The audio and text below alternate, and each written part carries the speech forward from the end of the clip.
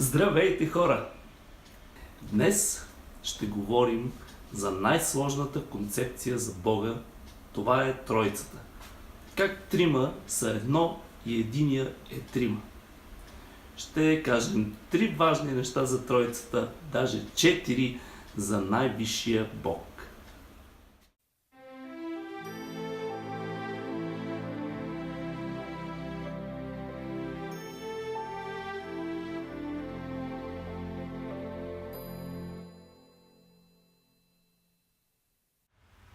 В последните няколко епизода определено се вкарахме в теологични размисли, опитвайки се да разберем най-високо стоящия Бог.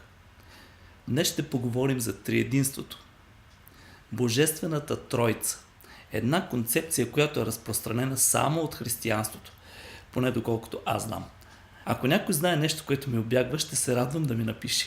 И така, първи факт. Един съставен от трима. Християните разбират, че Бога не е едно, а три, макар и трите да са едно, наречени Баща, Син и Свят Дух. Може би Тройцата е най-силно изразена в разказа за кръщението на Исус. И като се кръсти, Исус веднага излезе от водата и ето отвориха му се небесата. И видя Божия Дух, че слиза като гълъб и се спускаше на него. И ето глас от небето, който казваше: този е възлюбеният ми син, в когото е моето благоволение. Този разказ е записан във всички Евангелия. И така, християните обаче правят ретроспекция и откриват, че Бога винаги е бил триединен, намирайки доказателства за това в цялото юдейско писание. Второ, кредото на Атанасий. Като концепция, триединството е формулирано през 4 век, когато християнството от преследване се превръща в официална религия на империята. Налага се вярата да бъде формулирана и уеднаквена, и така се ражда кредото на Атанасий от Александрия. Ако искаме да разберем обаче повече от това кредо, сигурно би трябвало да размишляваме бавно върху всяка една част от него. Самото кредо ще пусна като пост в страницата, а и долу в описанието на видеото. Според кредото, те са един Бог, независимо от това, че са трима. Не могат да бъдат сляти. Това е като да слееш кафе, сметана и да добавиш вода, да разбъркаш и да стане хомогенна смес. Това не може да се случи. Но също Богът не може да бъде разделен. Трите личности не могат да бъдат отделени една от друга. Другото, равни са по своята природа и важност. И трите личности са божествени по природа, нетленни, също и трите са дух. Имаме един отец, а не трима отци. Един син, а не трима синове. Един свят дух, а не 3 святи духа. И в тази троица няма пръв и последен, няма по-голям и по-малък, а и трите лица са съвечни и равни помежду си. Следващия интересен факт, който си струва да отбележим, третият.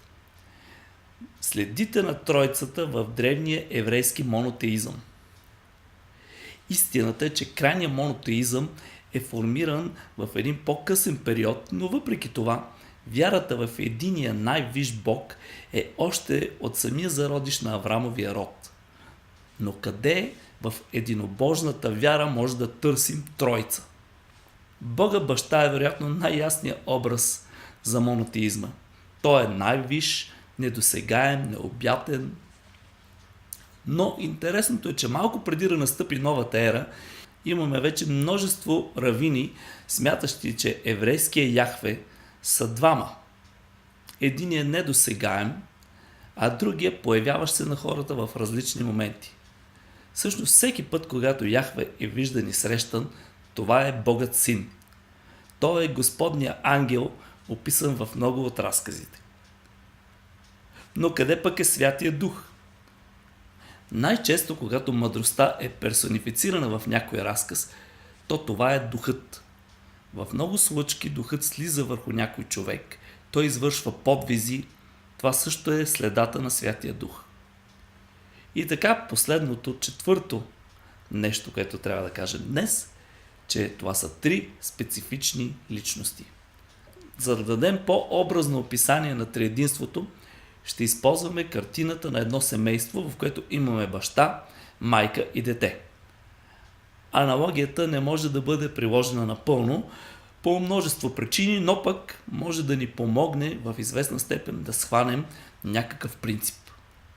И така, имаме Богът баща, който е абсолют, в който няма промяна, няма придвижване, няма развиване, той просто е. Обитава в непристъпна светлина и той е причинител. Имаме Богът син, който се движи, променя се, израз е на мисълта и волята на бащата и той е причината. Логосът, семето, той е принципът на всяко творение. Стопанин, господар, посредник и свързващото звено. Той е видимия образ на невидимия Бог. Святия Дух, той е силата, средата, в която творението израства.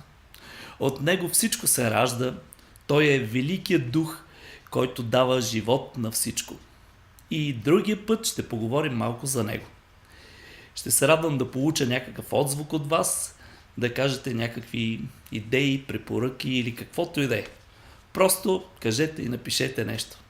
Не спирайте да търсите, защото който търси, намира.